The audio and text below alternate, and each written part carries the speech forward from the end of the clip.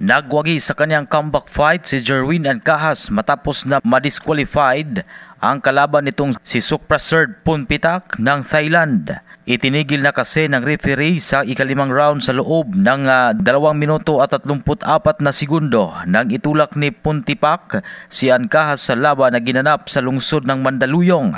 Sa mga unang round kasi ay binalaan na ng referee ang Thai boxer, subalit hindi ito nakinig kaya pinatigil ang laban. Binawasan na ng puntos ang 36 anyos na si Puntipak at ito na ring ika-20 pagkatalo sa kanyang karera. Mula sa simula ay naging agresibo na si Ancahas kung saan pinabagsak niyang veteranong si Puntipak. Mayroon ng 35 panalo, 4 natalo at 2 draw na may 23 knockout si Ancahas.